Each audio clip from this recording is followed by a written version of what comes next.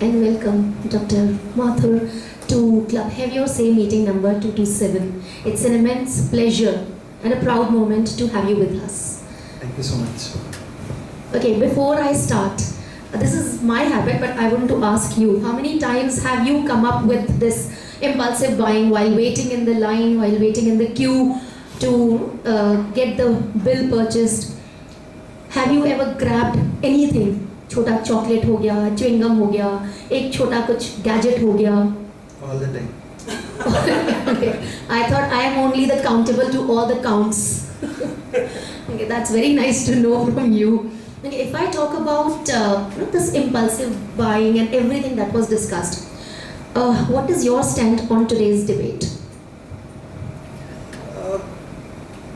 Going with the Hindi Divas, I would like to use both languages with your permission. So please. दो चीज़ें हैं यहाँ पर हम डिस्टिंग्विश कर सकते हैं.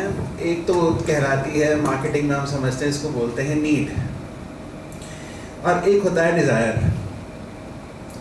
Need and desire are too very interconnected as well as interdependent requirements of human life. अब यहाँ पर ये डिस्टिंक्शन करना बहुत हद तक इंडिविजुअल है कि कोई भी चीज़ नीड है या डिज़ायर है. कोई दूसरा व्यक्ति उसको बोल सकता है कि ये नीड है या ये डिज़ायर नहीं है, और कोई कह सकता है कि ये तो डिज़ायर है और ये नीड है. अब सीता जी को वन में जब वो स्वर्ण मृग दिखा था तो वो नीड थी या डिज़ायर था? तो जब भगवान स्वयं कंट्रोल नहीं कर पाए तो आप और मैं तो क्या ही हमारी बिसात है कि हम स्वर्ण मृग को देखकर ललचाएंगे नहीं. भारत को कहा जाता है सोने की चिड़िया. वो सोना क्या था? क्या काय की चिड़िया है वो? Why do we fantasize about that golden period? कर ही रहे हैं ना, सोने की चिड़िया मान ही रहे हैं ना, उसको एक आइडियल सिचुएशन मान ही रहे हैं ना.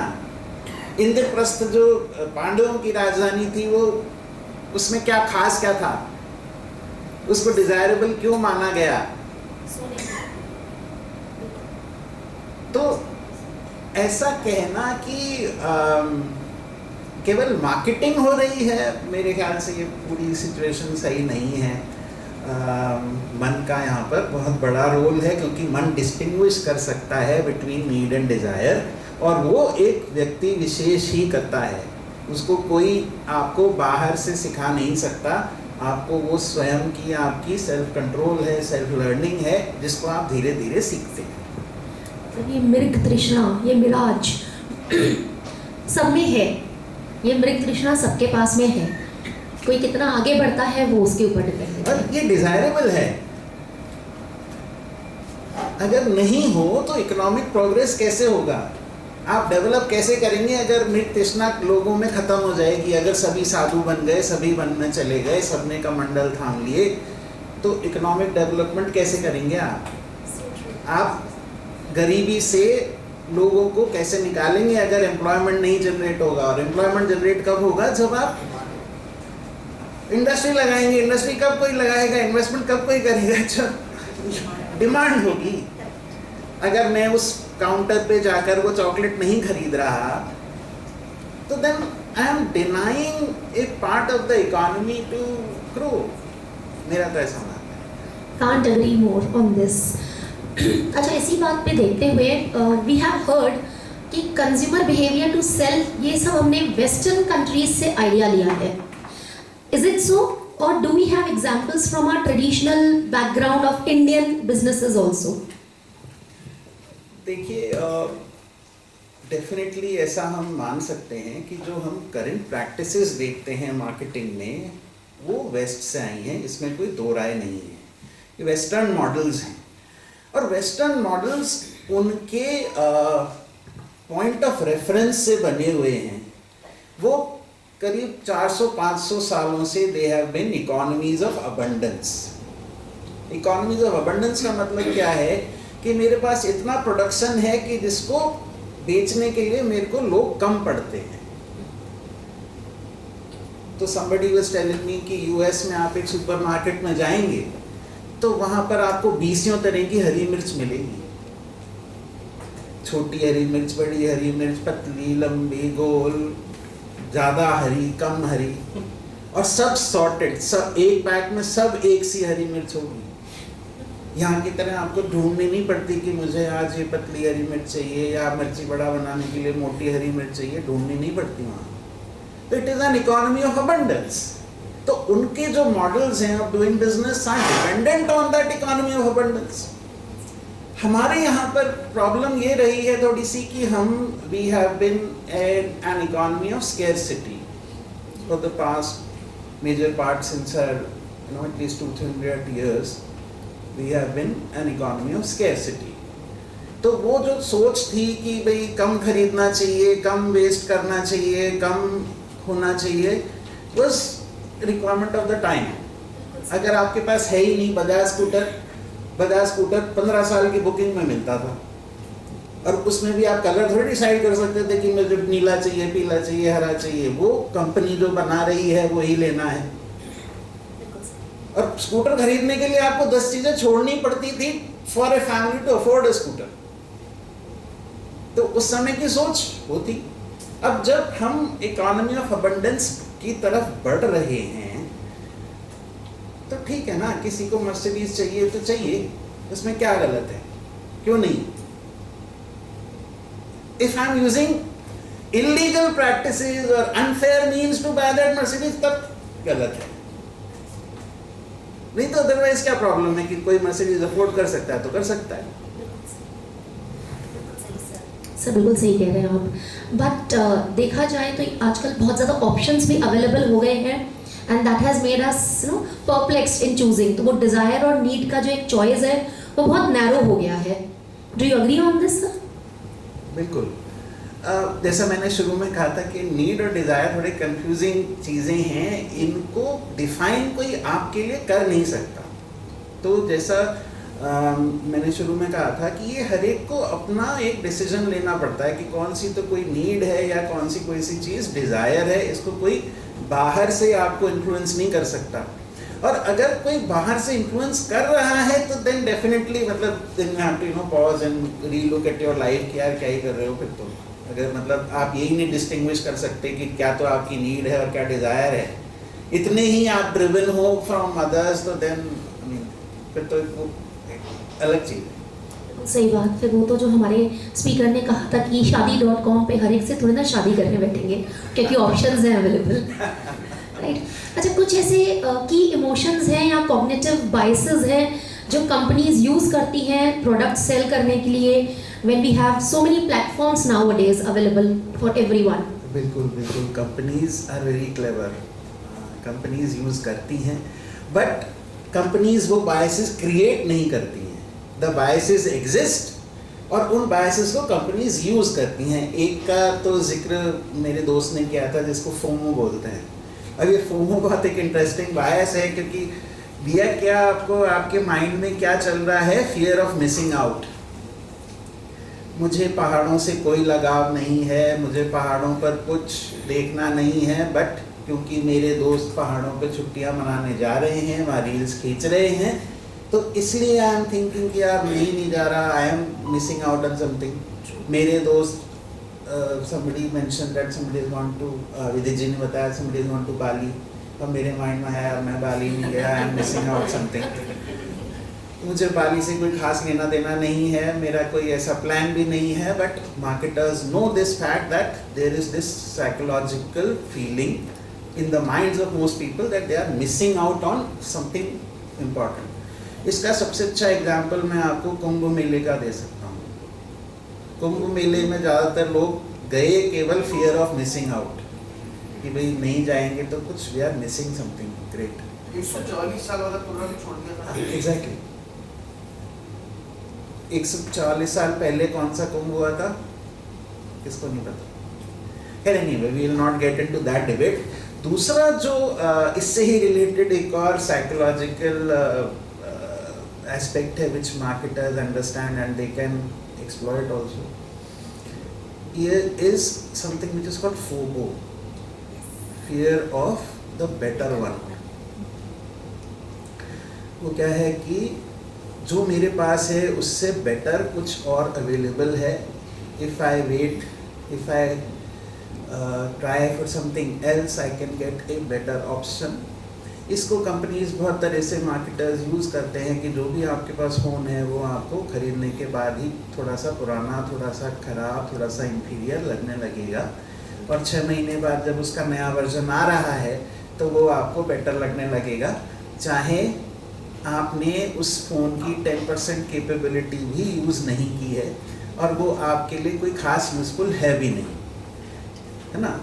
तो this is the fear of losing the better one, waiting for that better one कि इससे बेटर वो। शादी.com पे वो एग्जाम्पल बहुत अच्छा है। तीसरा जो है वो साइकोलॉजिकल एनालिसिस के मार्केटर्स को पता चला, that is called YOLO, you only live once. जो जीवन है ये यही है, जितनी मस्ती कर सकते हो वो अभी है, इसके बाद कुछ नहीं है। तो ये एक तीसरा फैक्ट है जो जैसे जैसे हमारा इकोनॉमिक डेवलपमेंट हो रहा है, कुछ लोग उसको ऐसे इंटरप्रेट करेंगे, we are moving away from our roots, हमें जो सिखाया गया था उसको भूलते जा रहे हैं। आज में लोग जीना शुरू कर रहे हैं तो मार्केटर्स इसको पहचानते हैं। सर ने कहा कि मैं मर्सिडीज़ का एग्जाम्पल ऐड आता है तो मैं नहीं देखता, मार्केटर्स इसको कैसे यूज़ करेंगे। वो जानते हैं कि शायद आप मर्सिडीज़ अफोर्ड नहीं कर सकते, बट मैं अपनी कार में ऐसे फीचर्स लगा सकता हूं जो आपको मर्सिडीज़ जैसी फील देंगे। उतना बड़ा स्क्रीन दिखाऊंगा आपको, तो आपका काम एक 10 लाख की कार से चल सकता था, आप वो 20 लाख की क्रेटा या MG हेक्टर खरीदोगे जिस पे वो मर्सिडीज़ जैसा स्क्रीन है। तो मर्सिडीज़ का ऐड देख के भी आप मार्केटर्स की हेल्प ही कर रहे हैं। और जो आपने कहा वो फोबो वाला, मेरे ख्याल से वो अरेंज मैरिजेस में होता है कई बार, थोड़ा और रुक जाते तो शायद बेटर मिल जाता। लव मैरिजेस को वालों को भी होता है थोड़े दिन बाद। Well said sir. अच्छा सर, क्या कंपनीज कोई साइकोलॉजिस्ट यूज करती हैं कंज्यूमर बिहेवियर को पहले पढ़ने के लिए, so that they can hit on the nerve of the consumer and they are targeted well? आजकल साइकोलॉजिस्ट तो यूज़ करते ही रहे हैं, they have a very distinct role for the use of psychologist in marketing, हमेशा से रहा है।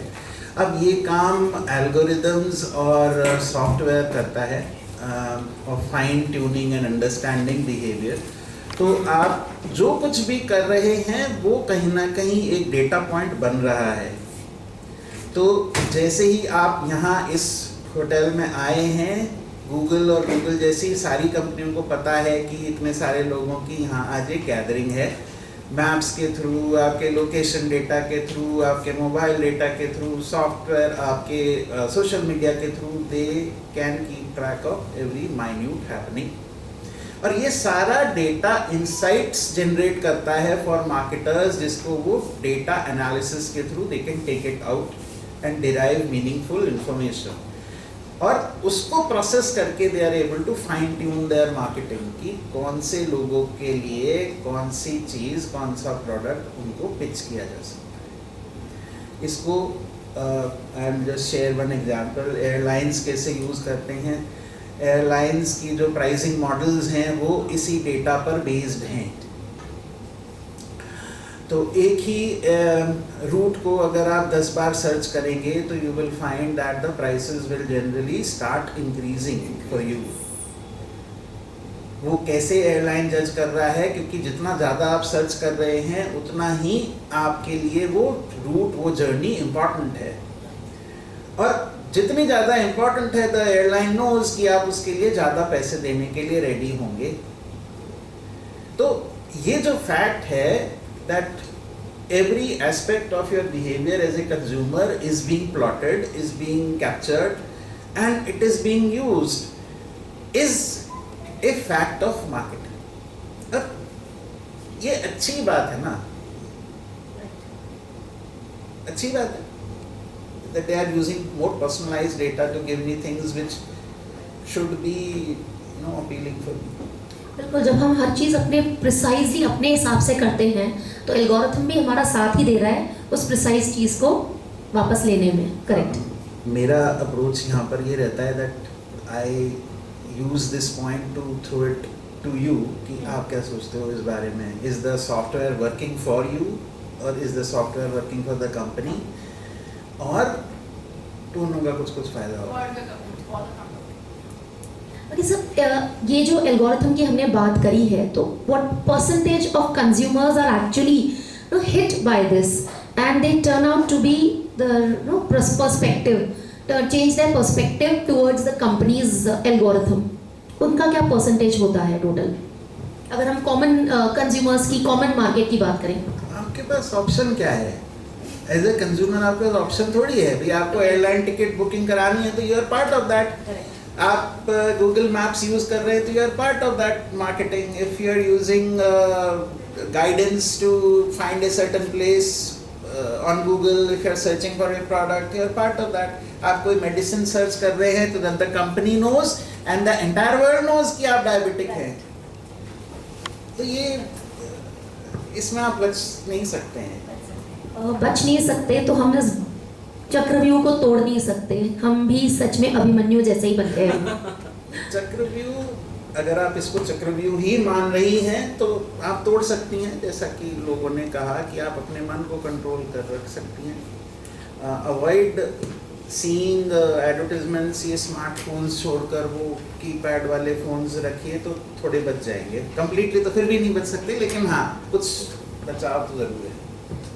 नहीं, मेरे ख्याल से वो आदि मानव वाली ज़िंदगी से बेटर ये मॉडर्न इम्पल्सिव बाइंग वाली थोड़ी सी ज़्यादा चल जाएगी, आई गेस।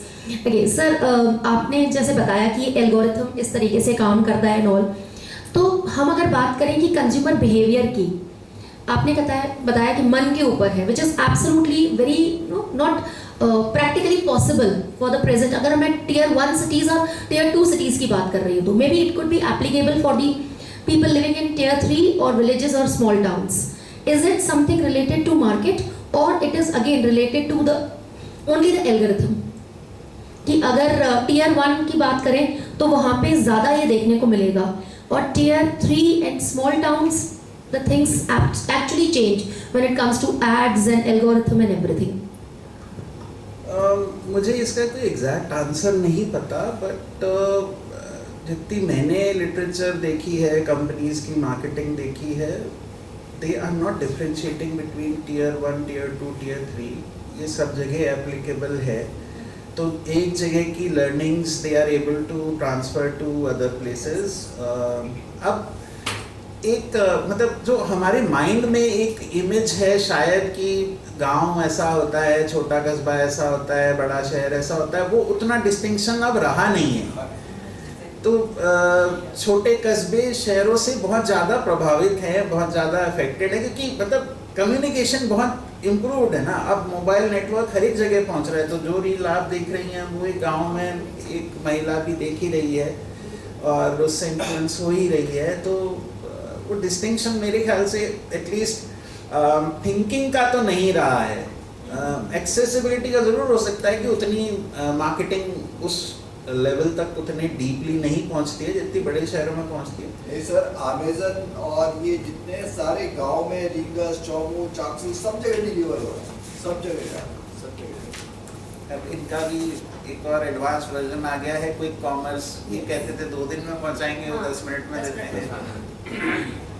अरे सर, ऐसी कौन सी 2-3 सेल्समैन टाइप की वाली ट्रिक होती है जो ये कंपनीज खेलती हैं, जो हमें एटलीस्ट पता रहे कि हाँ भाई देखो ये चीज़ तो कॉमन है and applicable for every one of us?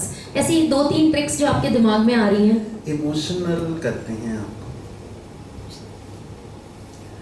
सबसे मेन ट्रिक है, आपको इमोशनल करते हैं। सेलिंग की एक मेन ट्रिक है। तो जितना ज़्यादा आप इमोशनली इन्वॉल्व होंगे उतना आपके चांसेस ऑफ सेइंग नो और बार्गेनिंग कम हो जाते हैं। तो कार्स को अगर अपन देखें या 2 व्हीलर सेल्स को देखें तो उनका ट्रायल ड्राइव देने का एक रीज़न इमोशनली आपको अटैच करना है। अब आप कोई सी भी आपके पास कार हो, अगर आप एक नई कार चलाएंगे तो नई कार डेफिनेटली आपको बेटर लगेगी ही, because it is new, not because कि वो कुछ इम्प्रूव्ड है या कुछ और है, but it is because it is new. वो लाइटर लगेगी, वो उसकी एयर कंडीशनिंग आपको बेटर लगेगी, उसकी स्मेल बेटर लगेगी, and your emotional attachment is 100% likely to be there. You are going to feel that आपकी जो कार है वो थोड़ी कम है और ये जो नई कार है बहुत बेटर है। तो वो वहाँ से इमोशनल कनेक्ट आपको शुरू करते हैं। तो आप चाहें तो इन को अवॉइड कर सकते हैं। डोंट गेट इमोशनल, जैसा किसी ने कहा, एक लिस्ट बना के रखिए। अगर लिस्ट पे आप स्टिक कर सकते हैं तो then you are what you are doing is that you are avoiding the emotions. ऐसे ही डीमार्ट आपको इमोशनली इन्वॉल्व कर रहा है by those offers of things which you know, वही वापस नीड और डिज़ायर का डिफरेंस है कि ज़रूरत है वो बड़े बिस्किट के पैकेट की या डिज़ायर है, उसमें आपको डिस्टिंक्शन करना है। तो इमोशनल अटैचमेंट्स सेलर्स यूज़ करते हैं टू अट्रैक्ट यू। दूसरी जो टेक्निक है वो जो सेलर्स यूज़ करते हैं वो ये है कि again they are playing on your FOMO, कि अभी आप नहीं लेंगे तो then you are missing out something. थोड़ा सा इसको आप बजट सोच के आए थे कि मुझे 50,000 का फ़ोन लेना है, इसमें 10,000 रुपये और डाल दीजिए, ये आपको इसमें ये ऑफ़र मिल जाएगा, ये कार्ड डिस्काउंट मिल जाएगा, ये कार्ड से स्वाइप कर लीजिए, EMI ले लीजिए।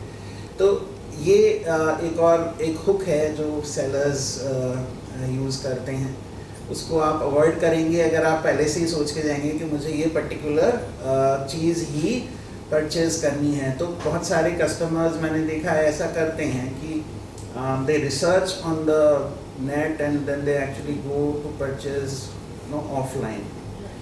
ऑनलाइन परचेज नहीं करते हैं, परचेज ऑफलाइन करते हैं, बट पहले से सोच के जाते हैं कि मुझे ये ही खरीदना है।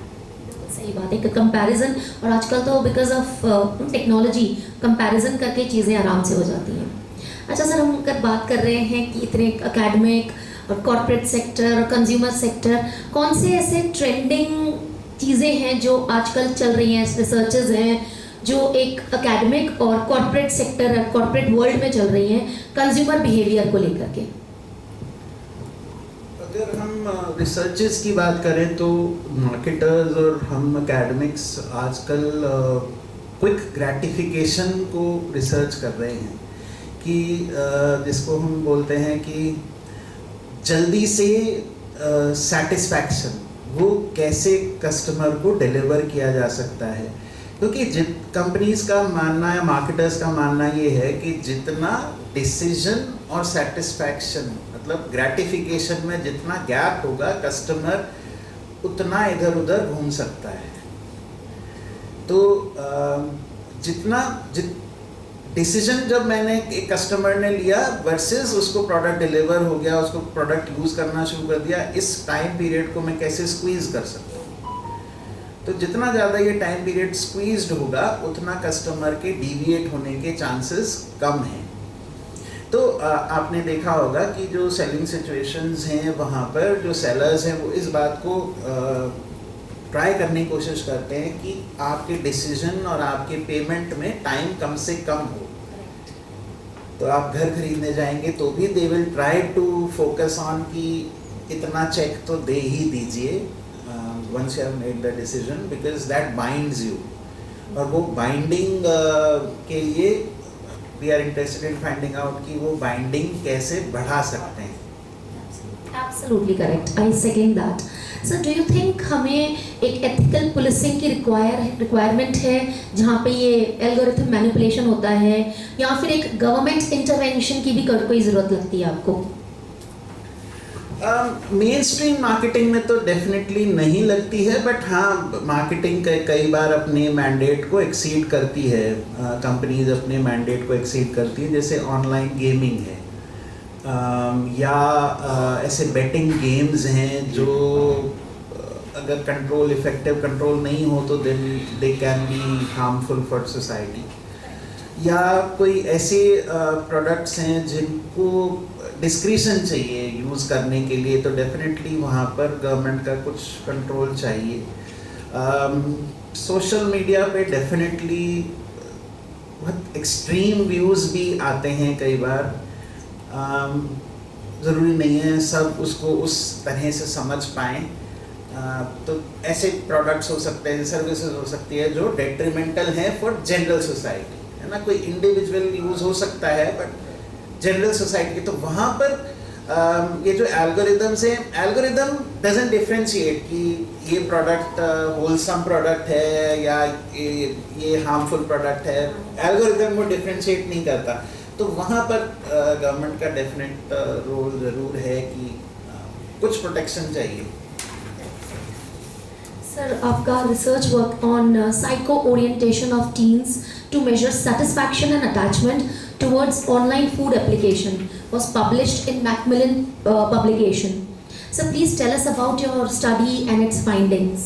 क्योंकि हमारे घर में, हमारे आसपास हमारे जो टीनेजर्स हैं वो ऑनलाइन फूड इंडस्ट्री से इतना ज़्यादा पूरी तरह से प्रभावित हो चुके हैं कि घर का कोई चीज़ पसंद नहीं आया, 1 सेकेंड में स्विगी जोमेटो खोला और फटाफट से मंगवा दिया।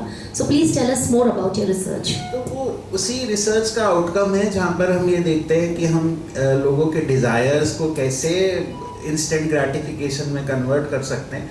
टीनेजर्स मार्केटर्स के लिए एक अच्छा टारगेट है क्योंकि उनके ओपिनियंस को, उनके फीलिंग्स को मोल्ड करना रिलेटिवली ईजी है।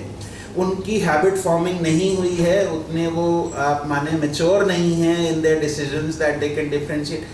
मेरी एज में आके हम लोग डॉक्टर से प्रभावित हो जाते हैं, होना भी चाहिए कि भाई सॉफ्ट ड्रिंक्स नहीं पीनी चाहिए, पैकेज फूड ख़राब है, हमें अपनी हेल्थ पर उसका इफ़ेक्ट इमीडिएट दिखने लगता है। टीनेजर्स को उस चीज़ की परवाह नहीं है क्योंकि उनको वो इफ़ेक्ट दिखता नहीं है।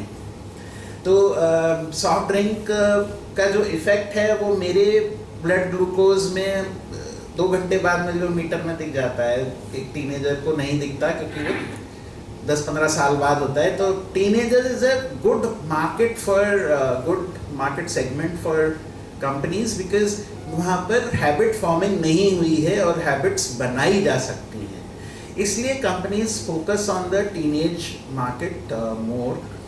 अब फाइंडिंग हमारी कुछ ऐसी थी कि जो टीनेजर्स हैं they are open to try new things. आप जो टीनेज के बाहर हैं, आपके चॉइसेस लिमिटेड हैं, आप अपने पुराने चॉइसेस पे स्टिक रहते हैं। तो हमारी फाइंडिंग इस तरह की थी कि कंपनीज टीनेजर्स को इन्फ्लुएंस करते हैं through these applications and they are used for test marketing.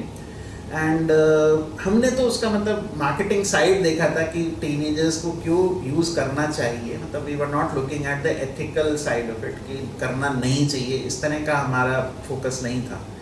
But overall what we found was that the teenagers are in interesting market because वो ज़्यादा ओपन है और experimenting. Absolutely right. I came across a reel yesterday जिसमें 2 दोस्त आपस में बात कर रहे थे कि एक कह रहा था कि यार गाड़ी खरीदनी है 800 के हिसाब से, तो दूसरा दोस्त को कन्विंस करता है नहीं ऑल्टो ले ले, ऑल्टो अच्छी है। थोड़े दिन के बाद में जब ऑल्टो खरीद ही रहा है, थोड़े से और पैसा मिला दे और स्विफ्ट खरीद ले। थोड़े दिन बाद में अरे स्विफ्ट जितने पैसे हो गए थोड़े से और मिला दे, क्रेटा खरीद ले। ऐसे ऐसे करके वो BMW लेकर के आता है 70 लाख की गाड़ी। और दोस्त उसका पहला वाला दोस्त कहता है चल कोई बात नहीं, घर बिक गया, गाड़ी तो इतनी अच्छी मिल गई। तो ये क्या नतीजा होता है? सिर्फ इम्पल्सिव बाइंग तो नहीं हो सकती सर एक तरह से। ये वाला दिमाग कैसे हो सकता है दोस्तों के साथ रहने वाला? ये मैम अगेन वही आउटलुक है कि हम इन्फ्लुएंस हो रहे हैं और लोगों के ओपिनियन से, मन पे कंट्रोल नहीं है। रील बनाने के लिए ज़रूर उन्होंने थोड़ा एक्सट्रीम एग्जाम्पल लिया। 800 खरीदने वाला BMW तो नहीं खरीदेगा, बट हाँ उसको स्विफ्ट तक मार्केटिंग पुश कर सकती है। कोई ऑल्टो खरीदने जाए शोरूम में तो उसको स्विफ्ट ज़रूर बेची जा सकती है, ऐसा ज़रूर है। EMI का कंसेप्ट है। Thank you so much for this wonderful insightful session. I am sure हम सबके मन या तो कंट्रोल में आ गए हैं या चित्त खुल गए हैं पूरी तरह से, जब कपाट खुल गए हमारे चित्त के इस मामले में। Thank you so much sir, it was great to see you.